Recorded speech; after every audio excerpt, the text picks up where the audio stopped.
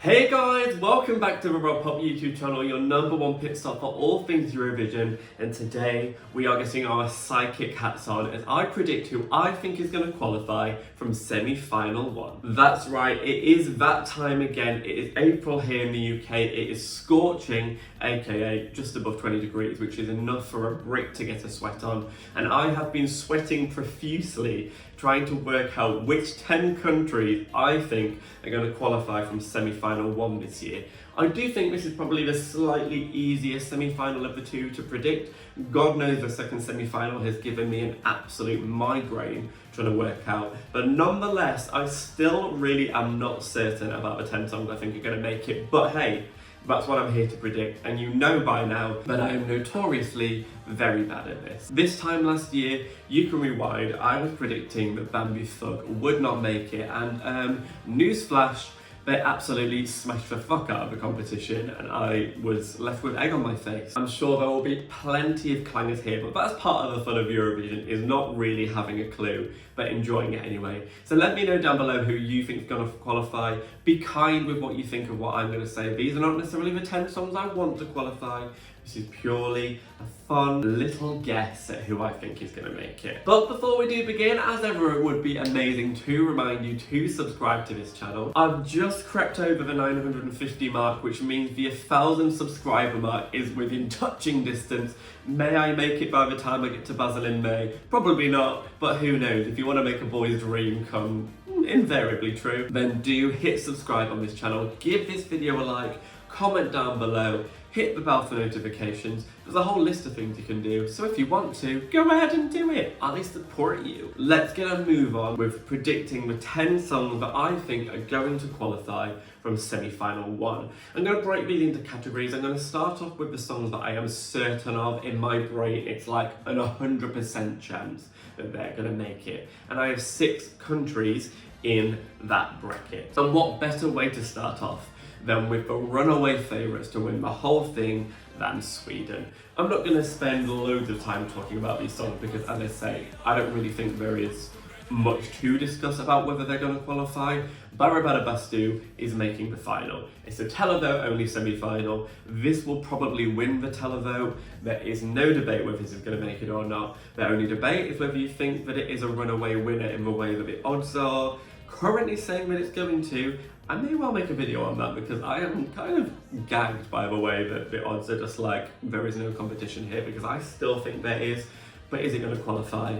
Not in doubt. And the same does have to be said, in my opinion, for Estonia as well. That is Tommy Cash's Espresso Macchiato.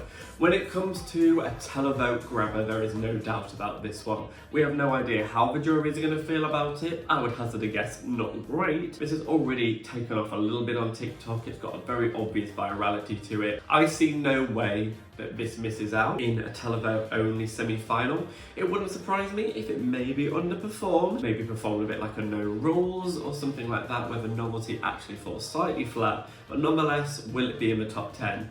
100%. And with that, I'll sip my coffee. The third certainty, Ukraine. Now, this is the first year that I can say that I haven't really loved a Ukraine song, but I definitely appreciate it, and I've seen a lot of love for this song. It's got a real subsection of fans that just think this is the absolute bee's knees, top quality. So it's clear that yet again, Ukraine have garnered a massive support from a certain subsection of the Eurovision community, and they are already a very loved Eurovision country. The war is still going on between Russia and Ukraine. We've seen a gross lack of support from the USA and Donald Trump over the last few months towards Ukraine, so I feel like the support that people are wanting to show them won't have waned either. I'm not saying this song wouldn't have made it without that, it still probably would, but those sort of things certainly don't do any of these songs harm when it comes to grabbing a televote.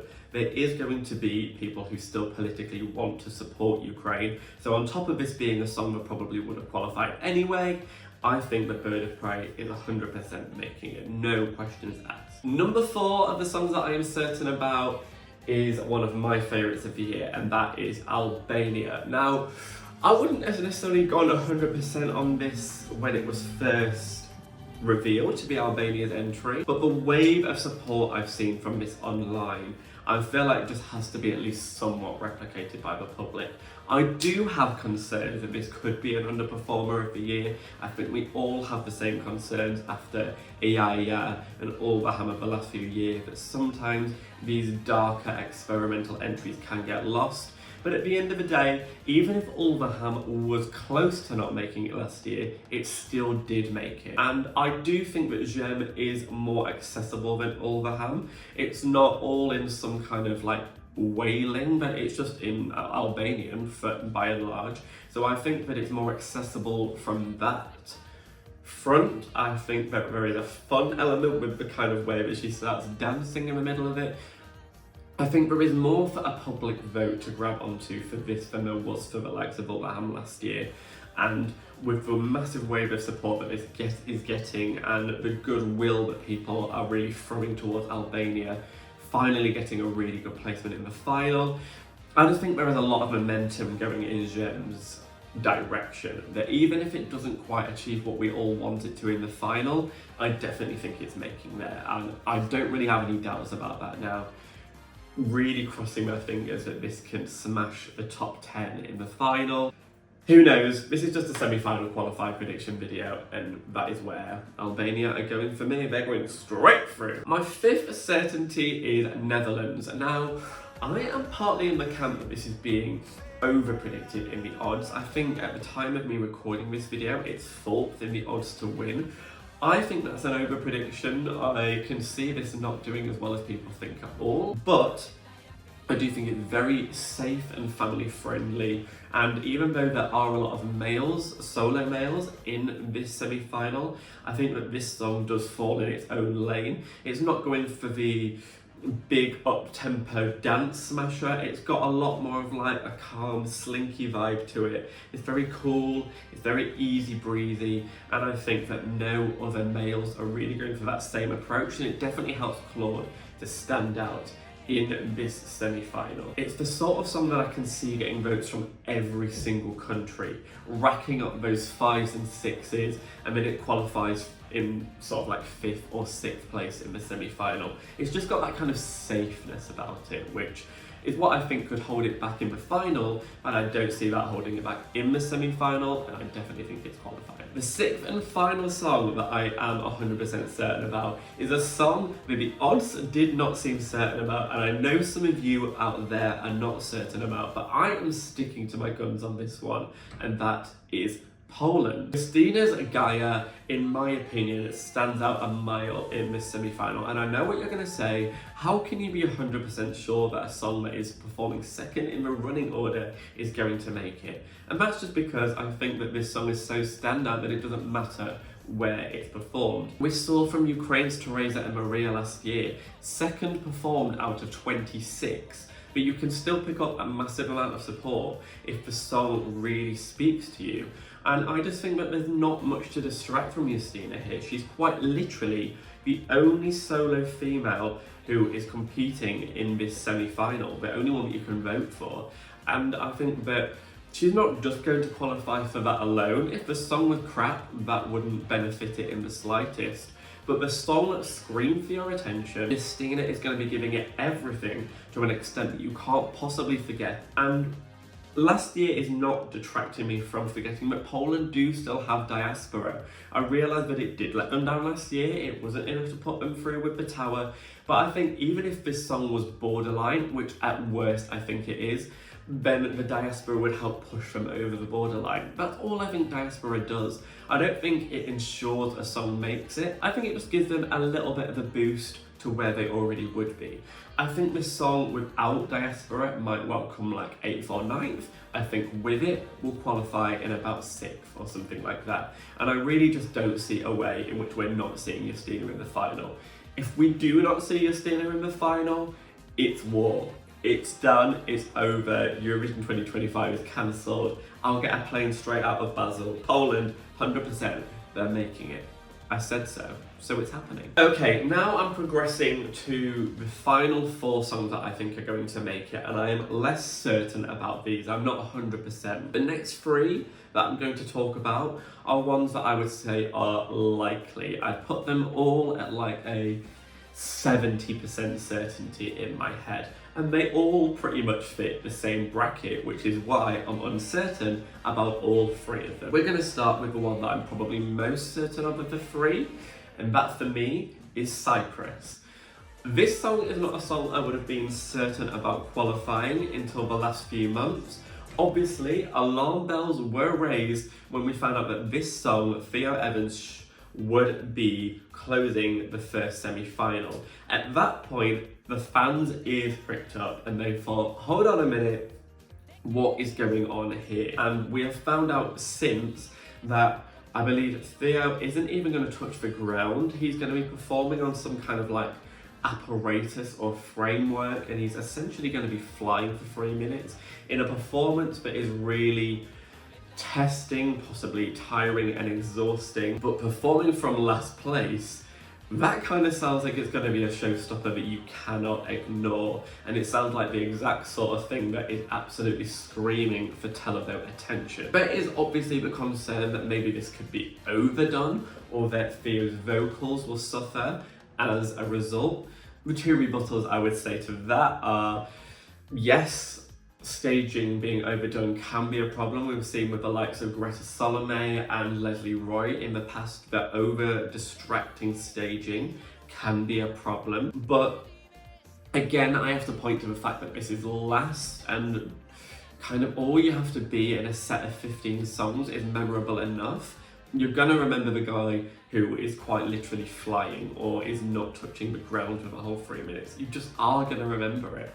And as far as the vocals are concerned, I'm expecting this to have a heavy amount of backing, to be honest. I'm expecting this to be a Blanca solo affair, a Demi This Love affair, where the backing vocals are just absolutely ramped up and then it hardly matters. So with everything that we've learned about this performance, it just sounds like it's going to be a showstopper, and I think that the public vote will absolutely respond to that. And that's why I'm probably the most certain about this qualifying out of the three solo males doing the kind of upbeat dance track. The likelihood feels strong because of all the information that we've got around this in the last few months. The next song I'm filing under likely is Norway's Kyle Alessandro with Lighter.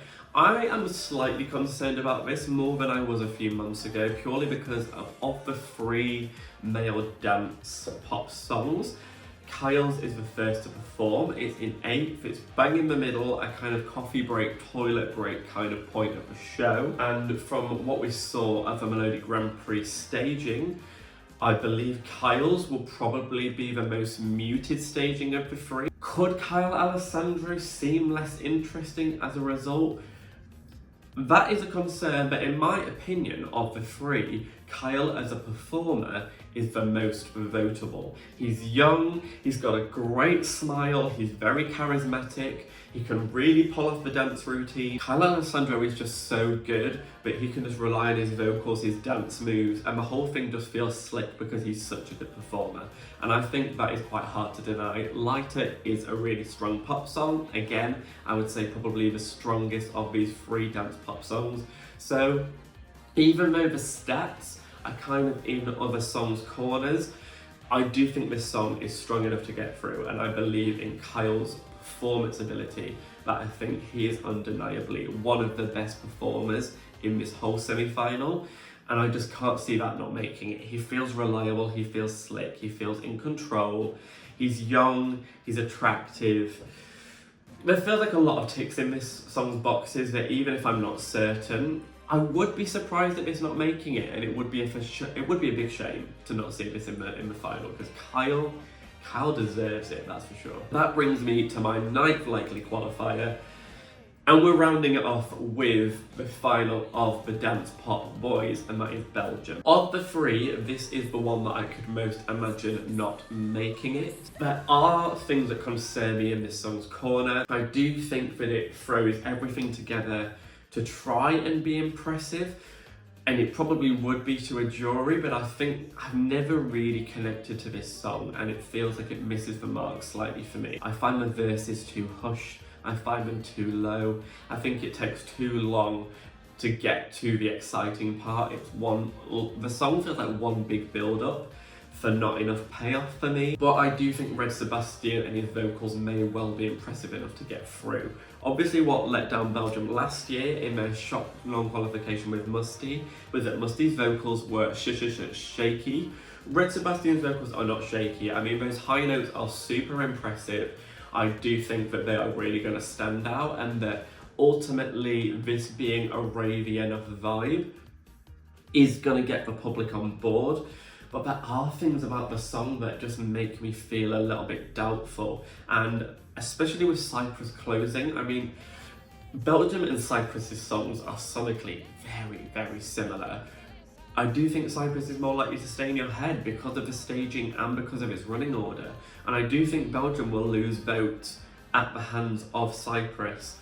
That I could see this not making it, but ultimately when I was weighing up the pros and cons of all the other songs, I just kept looking at this and thinking, but I do think enough that the televote will like this. And then when it gets to the final, I do think the jury will support this more than Cyprus and Norway. So Belgium's fortunes could be reversed in the final. They could overtake the other two males in the final, but I see them lurking behind in the semi-final because I'm not sure that the televote will be on board as much as the jury will. In my brain I was thinking, no, they can't all make it, one has to not make it. But then I cast my mind back to last year when we didn't think that Raven, Iolanda and Theodora could all make it. All three did make it, and sometimes when the songs are quality enough, the semantics of, oh, three things that sound similar can't possibly make it. Well, you know, sometimes they can, and I think these songs are quality enough and stand out enough that they all can too. I have my doubts, but I predict they will all make it through. And that brings me to the final qualifier of the year. At this point, I had agreed with the odds 9 out of 9. All of those 9 songs are in the top 9 of the odds. But I can tell you that I have differed from them with the 10th qualifier.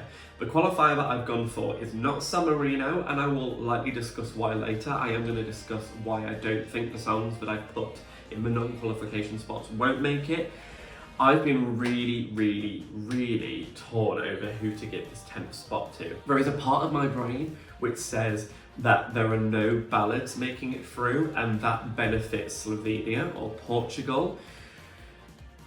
And I want to say one of them will make it, but then part of me just doesn't think that their songs are strong enough. I've gone back and forth, and the song which I think is going to make it is Iceland. I know a lot of people think that opening a semi-final is a negative thing, but I really do disagree that opening the first semi-final is a bad thing.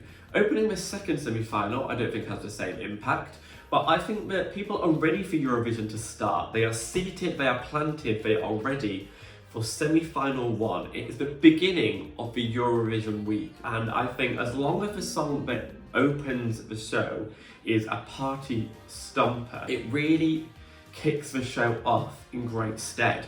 In all of the last 5 years, the song that opened semi-final 1 would have qualified with the televote. The only occasion that hasn't happened in the actual results in the last 5 years is Ranella Hayati's Secret, but that would have made it with the public.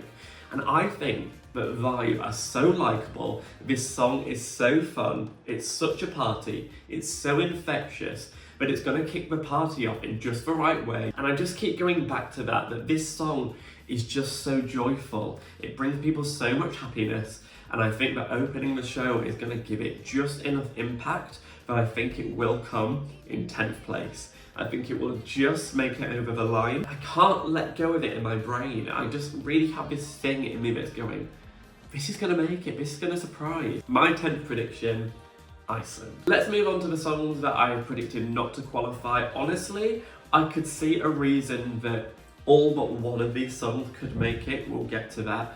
This is quite an open semi-final when it comes to taking possibly that last spot, that last 2 spots. And I could see reasons for many of these songs. Let's talk about San Marino first of all. Obviously San Marino are 10th in the odds. The bookies think they're going to make it. A lot of people think they're going to make it. Why do I not? There is just this thing with DJs at Eurovision that I think that it's a struggle to stage. I think because a DJ has to stand still behind the decks, it sucks the energy out of the 3-minute effect. And we saw at the San Marino national final that they just kind of had people plonked there with masks on, and they had interpretive dancers. And in my opinion, the whole thing felt less anthemic than it should because of the way that they staged it. Now, I have seen that apparently they're not going to stage things the same way, they are going to mix things up, but I have also seen Gabri say that they may still have the masked singers there. There is just this feeling in my head that it's going to be another one of those dance entries. We're talking Darude, we're talking Lumix, we're talking Gromi. I just think this could be another one of those dance entries where they just can't bring it to life on the Eurovision stage. And I also think that it may just be confusing for the everyday watcher. This song, Tutta l'Italia, I think may get more support if it was sent by Italia, but a song celebrating Italy by a country that aren't Italy, albeit they're close, but they're not Italy, I think it's also a bit confusing and doesn't make a lot of sense to the average watcher back home. Other songs had more ticks in their boxes, so I went for Iceland to qualify over this one, but if this did make it, wouldn't be too surprised. Clearly the bookies expect it. I'm interested to hear why you think San Marino might make it. I did mention as well, I was really torn over Slovenia and Portugal. I do think they could cause an upset. I mean, all of the 10 songs that I have predicted to qualify are mid-tempo or upbeat. It does leave it wide open for a ballad to make it. I think the more likely of the ballad to make it would be Portugal. I think this is a really romantic song. I think it is quite a beautiful song, and I can see it doing fairly well. I imagine Spain will give it 12 or 10 points, so they do have a bit of a head start there. I really did nearly give it to Portugal. It was between them and Iceland for me. I was really going back and forth. I'm just not sure if the song quite stands out enough. Essentially, this is buried in the middle of the pack. It comes right after Sweden, who are giving you the party anthem of the entire year, the possible winner of the whole thing, that this could be a toilet break moment. This could be a moment that people choose to just like switch off and stop paying attention. I just don't know. I just feel like it's just missing that little edge that the public could really get hold of. But I mean, we've underpredicted Portugal before in the past, and Napa could make it. I'm really not ruling this out. In my brain, I've got this penciled in at 11th. Slovenia, again, definitely could make it. This is a message that would really resonate with people back home. Maybe people who've lost loved ones. Clement does sell this with a real sense of loss and passion. And if that emotion translates, this could be the year's Hollow by Dons, where it upsets one of your faves, knocks one of your faves out. There's just part of me that thinks the lyrics are just too descriptive and a bit too autobiographical, that I think that it maybe could lose its chance at connecting with the public because of that. It's the lyrics that put me off this song. I'm not sure if the passion that Dons gave last year, the exquisite vocals, I'm not sure if you quite get that same feeling of rooting for someone as you did with Dons that you do for Clement. I think ultimately this struggles to get enough big points to make it through. But there is an avenue for this because of the lack of ballads.